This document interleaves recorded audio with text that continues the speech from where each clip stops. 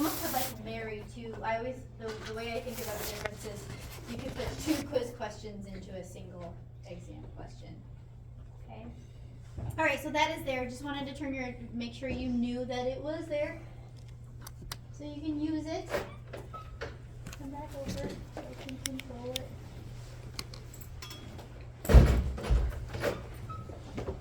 I broke it.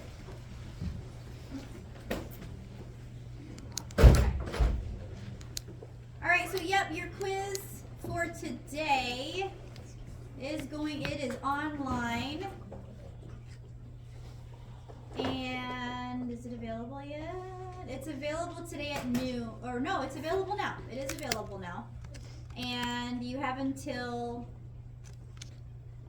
Monday night to Monday night to complete it. So February 13, 11:59 p.m. Open and complete. I'm going to be honest, I have not gotten, if you have extra time with an accessibility plan, I have not done that yet. So if you can give me until after class, I can get in and get those added, okay? I did forget about that. I apologize.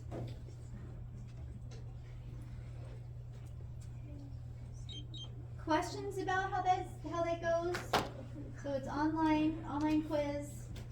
I don't have respondus, I don't think, set for them. For that one, okay, so just leave that off of this one, okay? And but it is timed, so you've got 10 questions and there's 20 minutes set for it right now. Alright, that's the average, that's the average time for the quizzes when I would give them in person was 15 minutes would be done in the first 15. So 20 minutes, and then if you have extra time on an accessibility plan, you'll get that. All right, but let's get back in and talk about chapter 2. Which lecture am I in?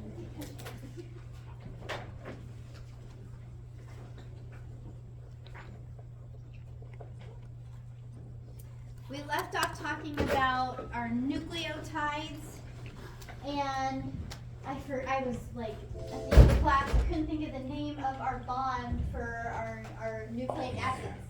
And the bond, so remember that there's some key features you're trying to remember for each of these macromolecules. The monomer, the bond, those things. The bond is the phosphodiester bond. So it goes phosphate to sugar. The phosphodiester bond links the nucleotides. There's a couple of really important bonds to think about in DNA, in the nucleic acids, DNA and RNA. There's the phosphodiester link, right? And then there's also, we're going to see the hydrogen bond between the two things. All right, but the backbone, so a single strand gives us the backbone, the sugar phosphate backbone. There's direction because the carbons are numbered 1, 2, 3, 4, 5. So we've got a 5' end where the phosphate kind of sticks out. And then we have the 3' hydroxyl end where the OH sticks out of a single nucleotide, and then they're joined together. There are no, let's see, the nitrogenous base is not involved in any covalent bonding it's covalently bonded, to the sugar, but it's not involved in this chain linkage. Does that make sense? It's kind of sticking, it's sticking off to the side. So that means they're free so they can base pair. Okay, you do want to play around with this before we take our exam. You want to draw these things. Okay, be really comfortable drawing a GC pair and an AT pair. This structure, the structural feature of nucleic acids where you have hydrogen bonding, is really, really important. Why? Because this is, the hydrogen bonding is going to hold the two strands together and give our double-stranded DNA some strength and protection, but also because this is how these molecules are read, right? The hydrogen bonding is going to be something that is read by the enzymes and the machinery that work with it. Okay. We always have AT pairs in DNA, AU pairs in RNA, GC pairs in DNA and RNA. So you can see why, because the C, here's the nitrogenous base, the brown is the sugar, and we have 1, 2, 3 positions where we have perfectly positioned electronegative atoms with their hydrogen bond donors, hydrogen bond acceptors, and there are 3 of them. 1, 2, 3. So they're with each other. And then the AT pair, they have 2. So those of you that have ever done PCR or you're going to do PCR, something that you're really concerned with is the like GC content. Why? Because there is strength when you have more hydrogen bonds, and there's strength and there's less strength when you have 2. So the GC pairs are stronger than the AT pairs. All right, I'm gonna throw this question out because I had this question in Bio 1 last night. Which one's stronger, the hydrogen bond or the covalent bond? Hydrogen. The covalent bond. The covalent bond is stronger than a hydrogen bond. Covalent, this bond right here is stronger than that bond. You're gonna, the process of DNA replication and all that stuff, you know, we're gonna break the hydrogen bond. We are not going to break the phosphodiester backbone. We're going to break the hydrogen bond before we can break the phosphodiester backbone. Okay. All right, enzymes are funky though. They can kind of do really force things. But if you're just using temperature alone, the hydrogen bond will break before a covalent bond. All right, it is double-stranded because the 2 sugar phosphate backbones come together and do those hydrogen bonding things. When we talk about the AC pair, the AT and the GC and how they come together, we use the term complementary. So they are complementary sequences. So if you have GATC, you can write out the complement. So GATC, what's the complement to G? It's C, right? If you have A, the complement is T. Okay, so that's another thing you can play around with. You want to be able to be given it one sequence, and then what is the partner to that? All right, these are not 2-dimensional, they have structure.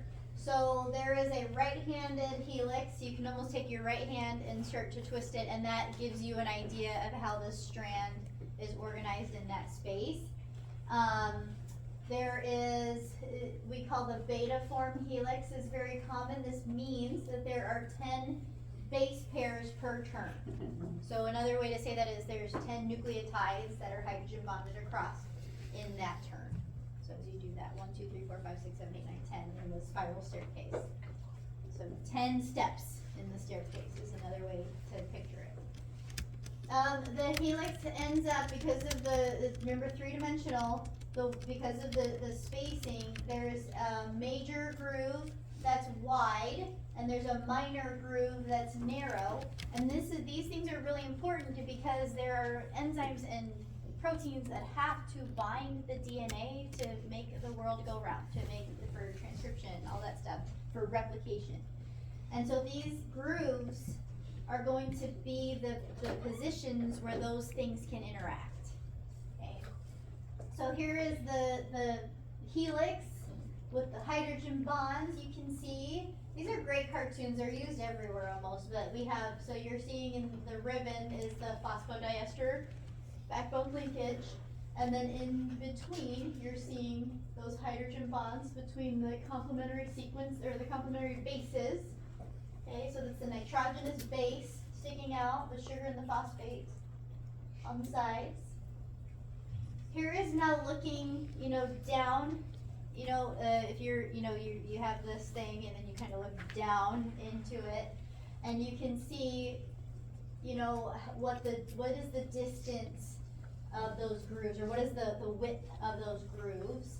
So just looking at this side view, you can see that this is more narrow, this is a minor groove, and this is a major groove. And that's just the way that this turn takes up space, okay? Okay, so now looking down at it, here's our nitrogenous bases, hydrogen bonded, and here is what the minor groove looks like, and here is what the major groove looks like. This is the radius of the sugar phosphate backbone. So looking at that picture, now you can kind of start to think about what is going to bind and how it's going to fit. right? These things in the cell, these molecules, they're three-dimensional things that fit together like puzzles. They have to fit. Okay, so the structure, it drives our DNA replication, just like it drives transcription. So here is the way that the DNA replication looks. It's semi-conserved. DNA replication is semi-conserved. So just to bring you back, there's like the Hershey-Chase experiments. There is, you know, the other experiments where they showed like they added the radioactive nucleotides and looked to see how heavy, or the heavy and light nucleotides, and looked to see, you know, did we get double heavy? Did we get like 1.5 heavy when we added the new strand?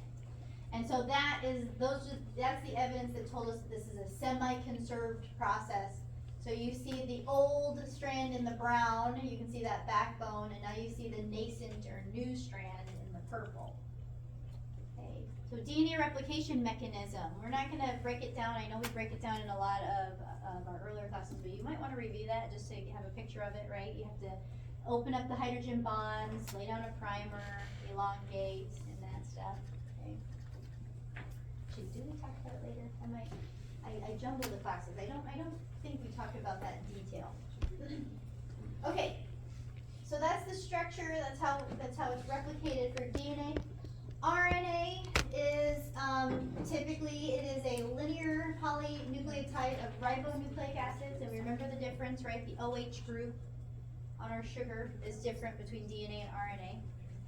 But this is typically single-stranded. In fact, when it's in most cellular systems, when it's double-stranded, it actually triggers some sort of degradation mechanism.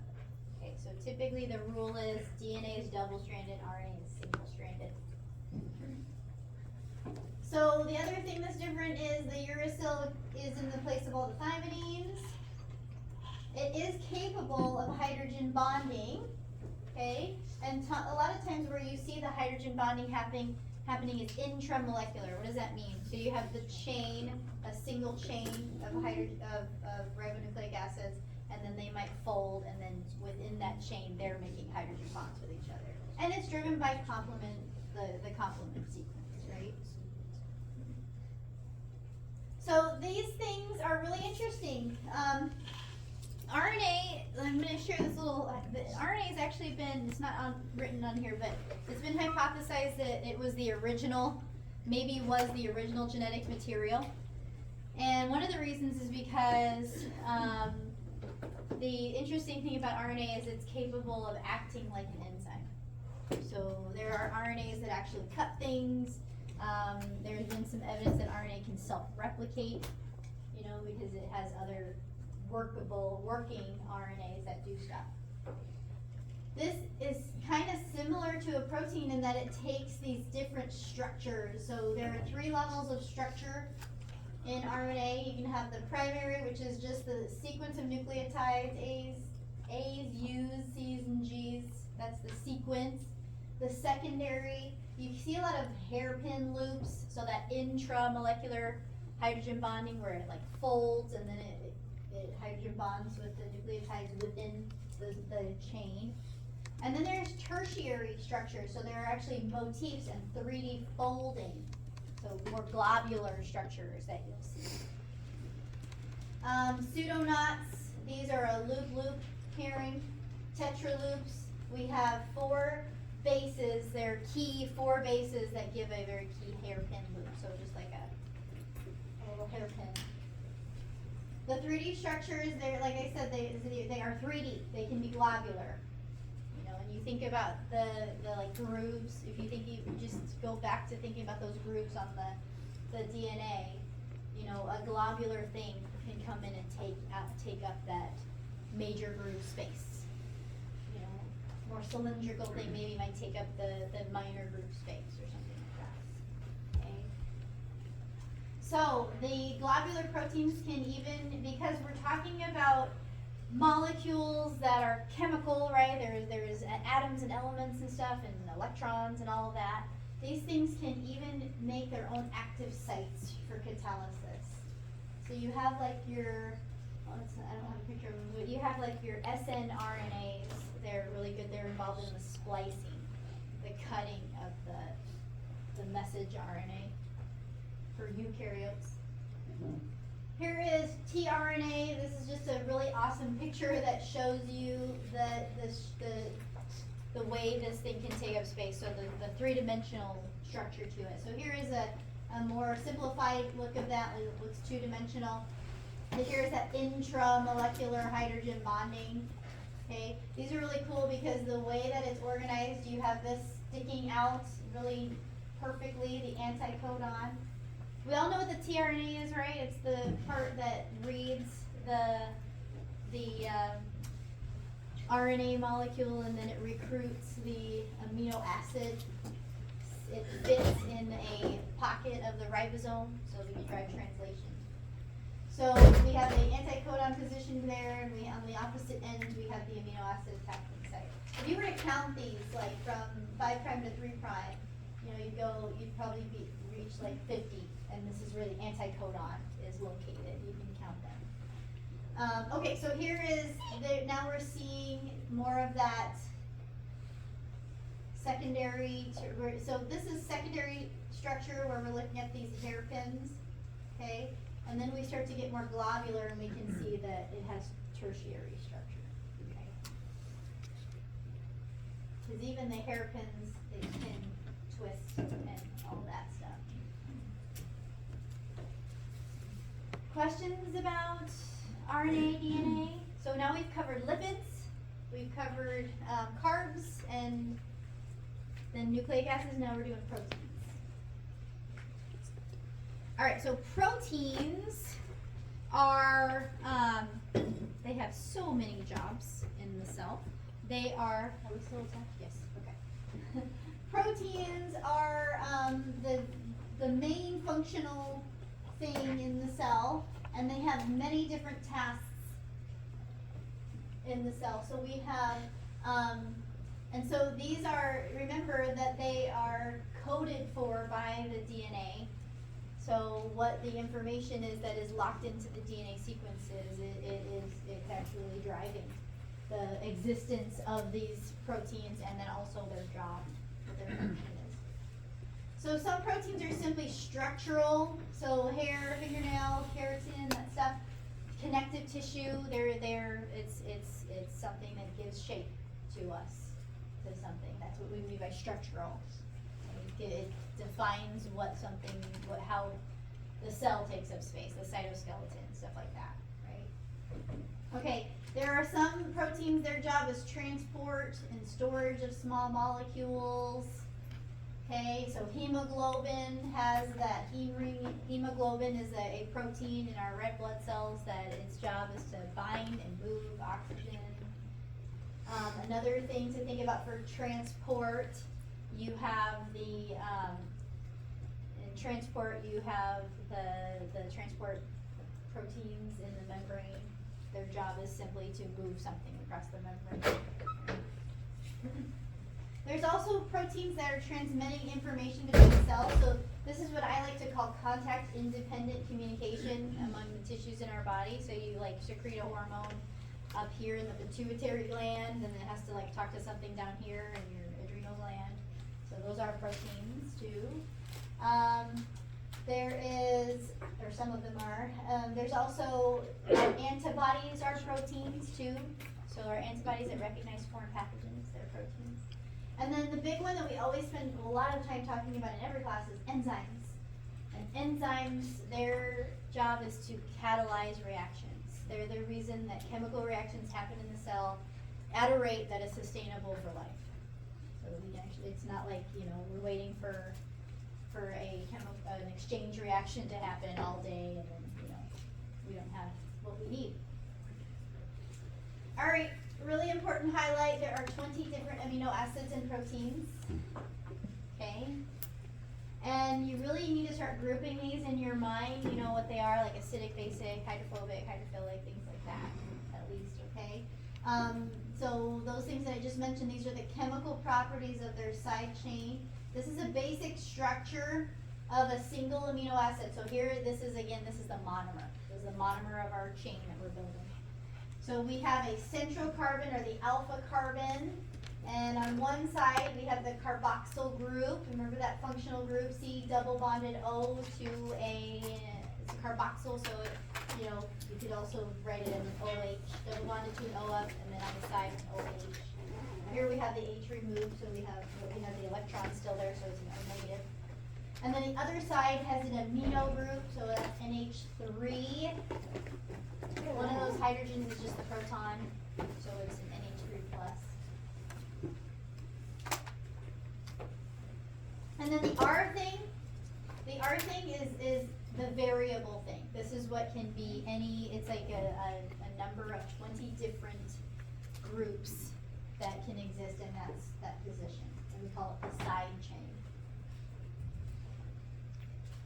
In biochemistry, you get really comfortable with what these side chains are doing and how they interact. And we're going to play around with the chymotrypsin active site and talk about the side chains and what they're doing in this class. So the R group gives each amino acid its identity, or what it can do. So is it something that's going to dissociate water and donate a hydrogen proton? Is it something that's going to accept the hydrogen proton? Is it something that's going to be involved in a disulfide bond? These are all the different things that they can do. They're just examples. So there are these main chemical properties that you can group them in. So you've got your polar, your polar yet uncharged hydrophilic. What are we talking about with that? We're talking about like partial polarities, electronegative atoms connected to something that a hydrogen, something like that. They are hydrophilic. Positively charged. This means that there is an ionization. So an electron has actually moved completely. So you can have the basic variety, or you can have the acidic variety. Basic meaning they're positively charged, they've lost an electron, and they've got proton unshielded. Acidic, they have gained an electron.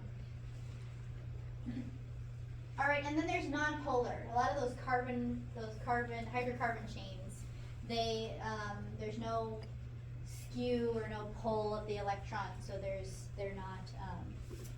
no polarity to them at all.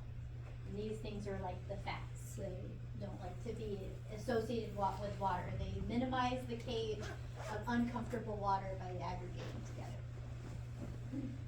Okay, so here are the examples, and if you want to at least memorize the names of them, that would be good. So the non-polar amino acids are here: glycine, alanine, valine, leucine, isoleucine, proline, cysteine, methionine, phenylalanine, tryptophan. Okay. Don't be confused by these two side things. We're really only looking at the purple thing. Okay, that's something that's really common. Like here, I was like, she just said nonpolar, and I see a positive and a negative there. Don't be confused by the amino terminus and the C terminus, or the amino side and the carboxyl side. All right, so these are side chains that they're nonpolar. So they tend to be on the inside of proteins because they're getting away from the water. Again, minimizing the cage of uncomfortable water, right? So they'll be in the center of the globular protein. Okay. These are our polar amino acids. It's a shorter list: serine, threonine, tyrosine, asparagine, glutamine. You can further group these. These have the hydroxyl group. Look at that electronegative oxygen, giving some partial polarity to the hydrogen. We have the amide groups. This is our NH2. Again, another nitrogen is another very big electronegative element. So these can form hydrogen bonds with the water molecules, because they also have that same situation, that partial polarity. And then they are then they are hydrophilic. Okay, and they are on the outsides of proteins. So as these protein chains, as these amino acid chains fold, they shove all those nonpolars on the inside, and then they put the polars on the outside. Alright, here's acids and bases, or basic and acidic. So we have our basic amino acids, lysine, arginine, and histidine. Okay, they are positively charged, they're very positively charged in the cell and hydrophilic. So lysine and arginine and histidine. It can be uncharged and positively charged, and it is actively involved in the ion exchange.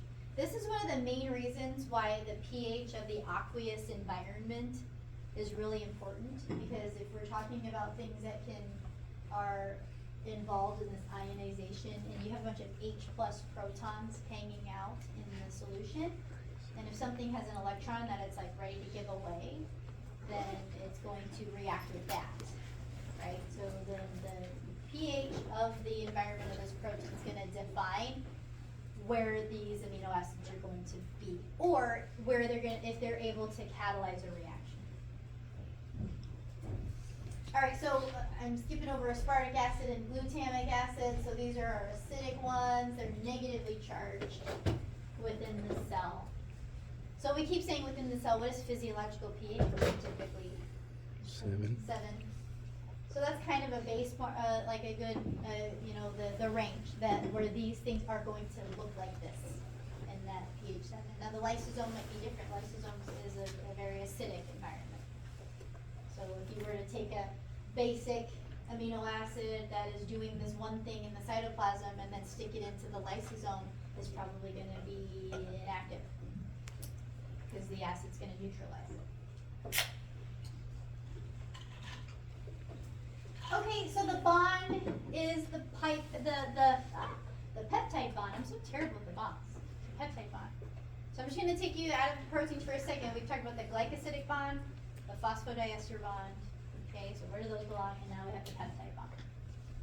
Alright, so the peptide bond, what we're talking about is the link between the amino acid. Here is where the amine group and the carboxyl group come together.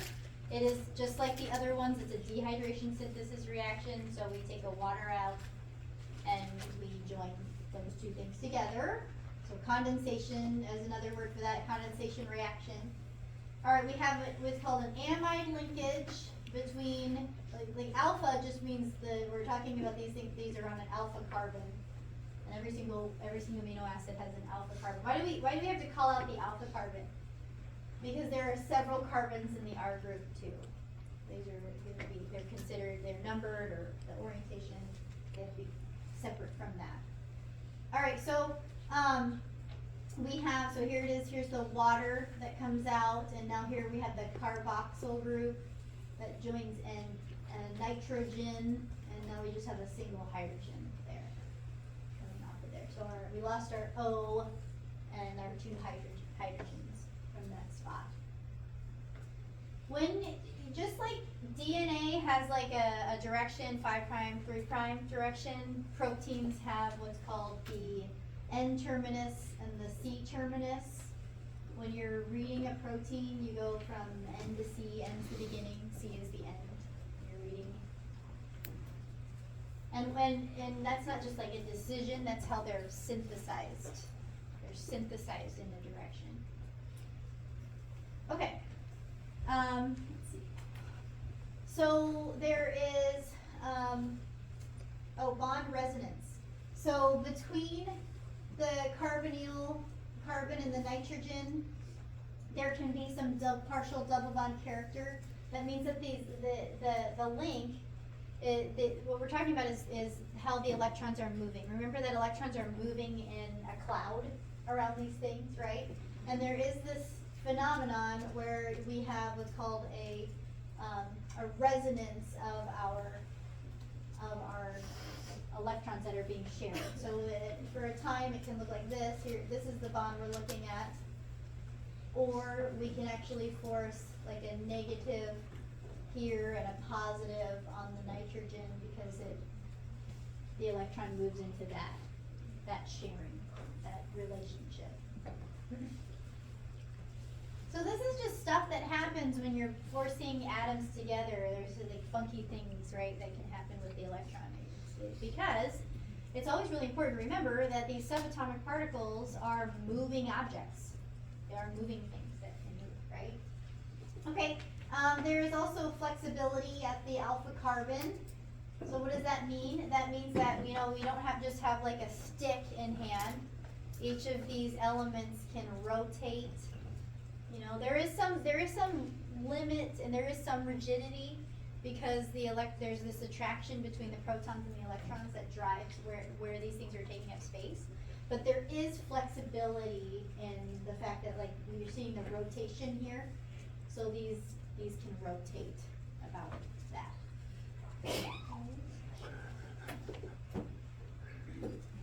Less? Okay, so the peptide bond configuration, because of this rotation, there can be a trans or a cis orientation. So trans means that if you have, so here we have the alpha carbons, and so the alpha carbons can be on opposite sides, so thinking three-dimensional, one can be going up and one can be kind of, heading in the downward direction, or they can be cis, and then they can both be in the same going up. Okay. Sometimes the side chain really forces one thing or another. So proline is that big ring structure in the side chain, and prolines are really key in the structure of overall structure of big globular proteins because they force. They don't allow any rotation. They force this bend here that you're seeing here. Okay. All right. So a couple of key things we want to call out for each one. Our glycine is our most flexible bond rotation because what is glycine? It's just in a CH3. It's just a methyl group, right? So it's small in relation to the other ones. So we have the most flexible backbone when we have a glycine in the position in the chain. Histidine can form complexes with inorganics like zinc and iron. Remember histidine, it's in that it's actively involved in this ionization thing. So iron and zinc are really something that can play around with it. They can be charged and uncharged.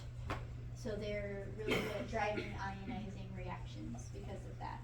So proline is that secondary amine. So actually the side chain is like it's putting some strain even on the alpha carbon. So it is really constrains the peptide bond. And if you have like an alpha helical secondary structure and you throw a proline in it, it's going to bend it, like severely, and put a severe bend in it.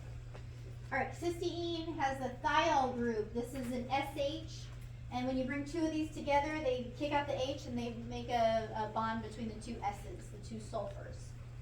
So they are really highly chemically reactive, and they are a way to actually give some stability to secondary structure because when you bring two together, they actually form a covalent bond in between them.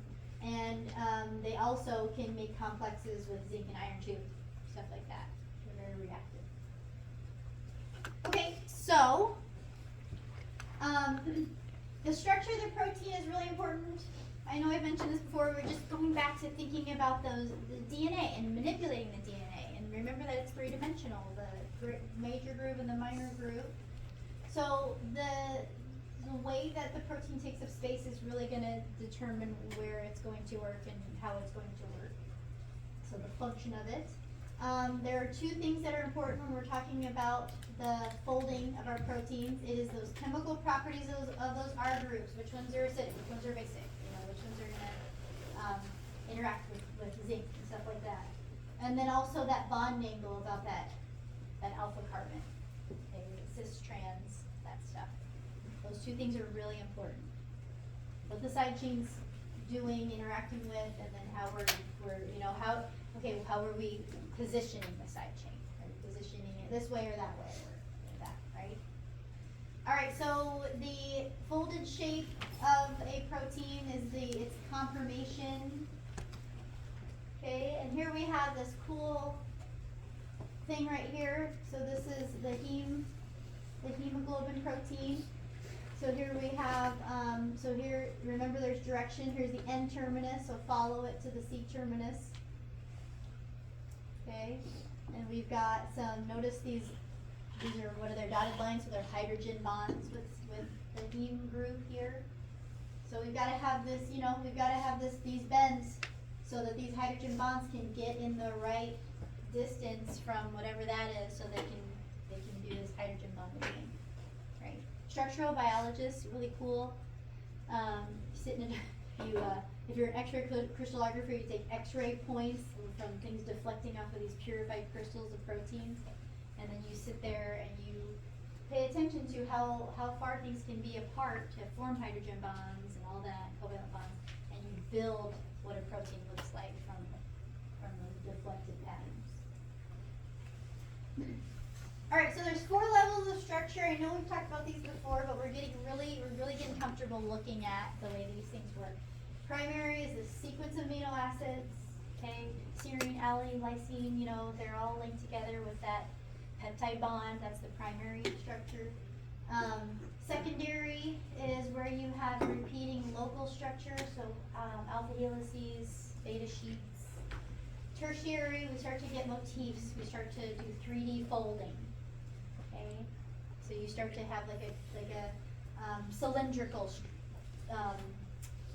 shape to part of the protein. Maybe you have more globular shape, something like that. So tertiary is we're really talking about a single amino acid chain taking up a 3-dimensional space.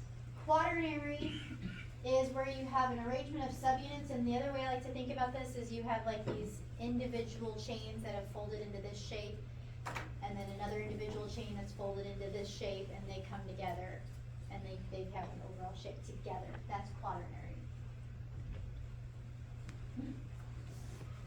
Alright, so here's our secondary structure, alpha helix and beta sheet. You really want to be comfortable with looking at the hydrogen bonding of these things. So here the ribbon is giving us the peptide, these following the peptide bond. And then sticking out, we have the side chains. We have within the backbone themselves, you can have any of the hydrogens that are available. So remember the carbonyl does have an O that sticks out, right? So you can have hydrogen bonding in those things. Here's beta sheet. It's more of like you have like this pleat here, so down, up, down, up, down, up, and then they hydrogen bond across from each other. So these two primary structures come parallel, and then the hydrogen bond across. So the main bond that holds secondary structure, remember, is a hydrogen bonding. The covalent bond is the peptide bond, primary structure. There's also a minor secondary structures, random coil and beta turn. These are more abundant and give an overall drive to the working structure. Then there's these that are also important, so random coil, beta turn. Sometimes these allow like a big globular thing to be here and then another globular thing to be in another location. So just they provide that flexibility. All right, so here is an alpha helix of a more detailed alpha helix of a protein now. So don't confuse this. I always did this. I would confuse the helical structure of DNA with the helical structure of protein. So let's look at it a little bit better. So there's typically a right-handed, so an alpha helix is regular right-handed, so it's right-handed in direction. And then there is hydrogen bonding, and the hydrogen bonding is in the backbone. So we're talking about not the side chains, but the peptide bonds, the carboxyls to the nitrogens. Okay, and then in these things, what are neat about alpha helical structures is then the R groups can be positioned so that they're all like on the outside of this cylinder, basically. So they can be also amphipathic, so they can be hydrophilic on one side. So you might have like the alpha helices, you might have like non-polar side chains all positioned, sticking out in that direction. On the other side, you can have all these acidic or polar things on the other side. This is typically the structure that you see embedded in the membrane.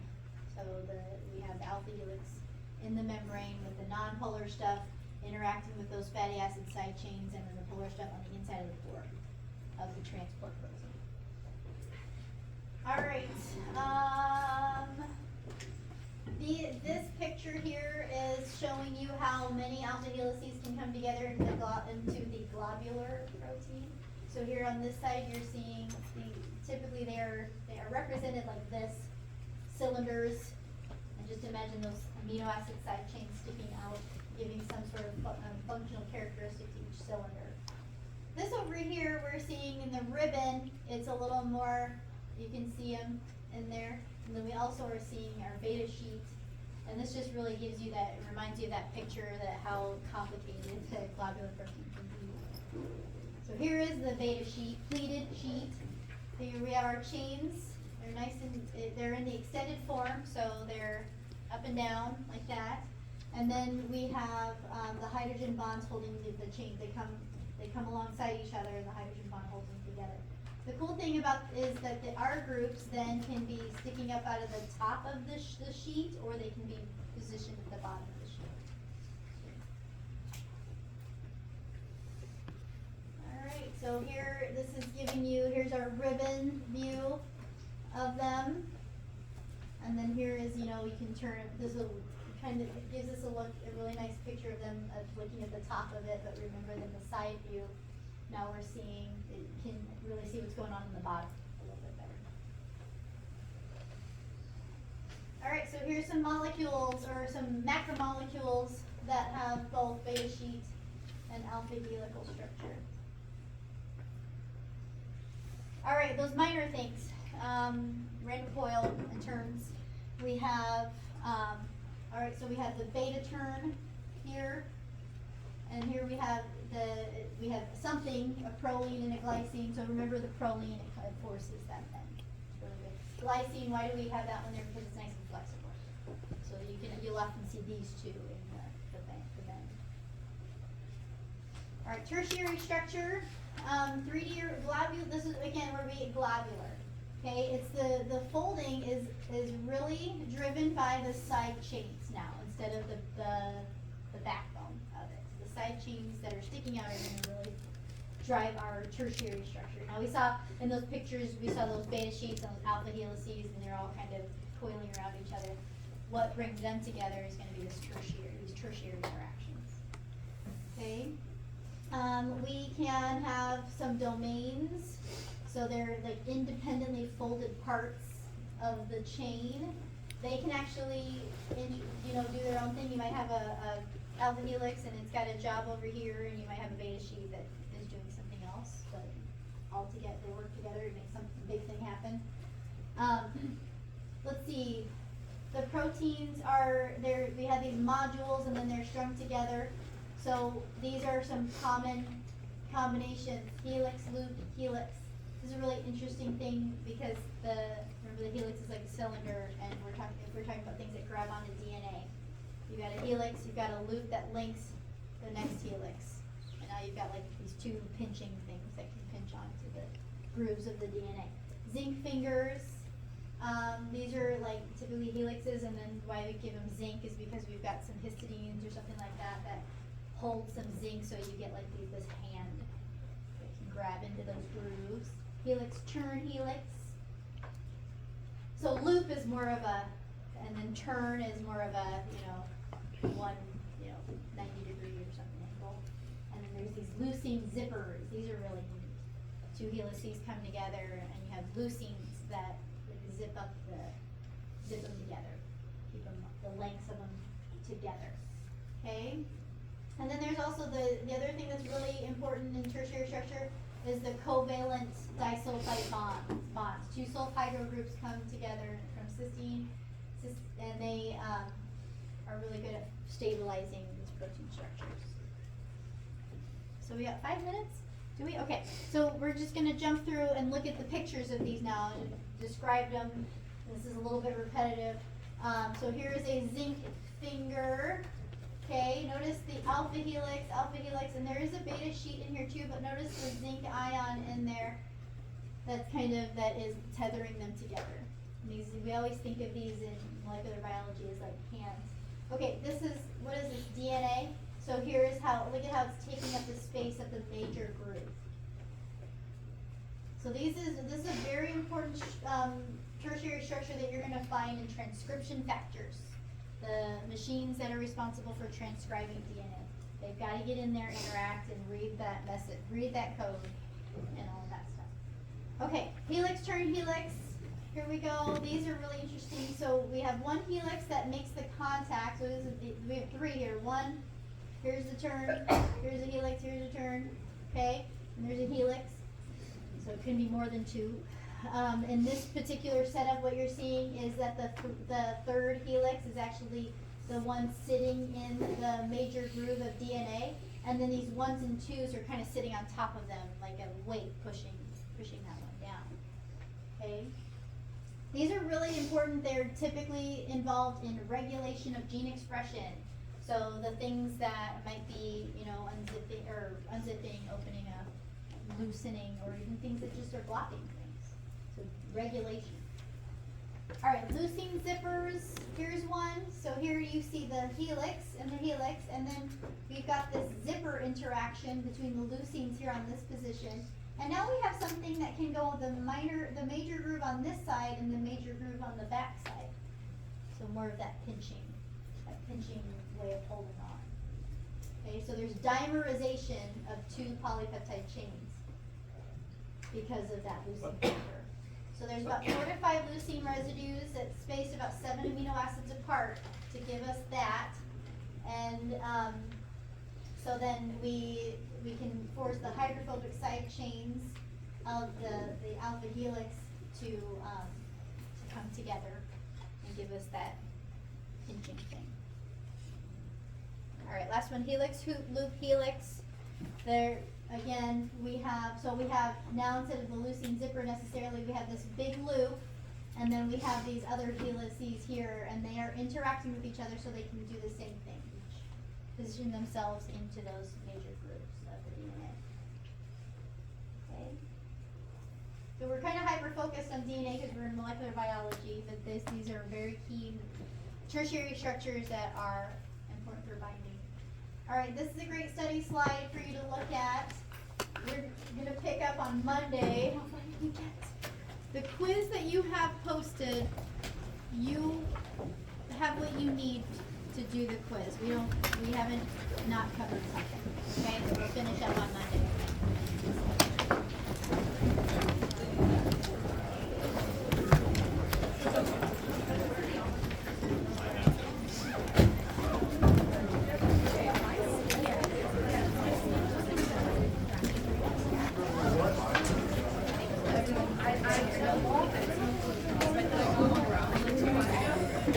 Right?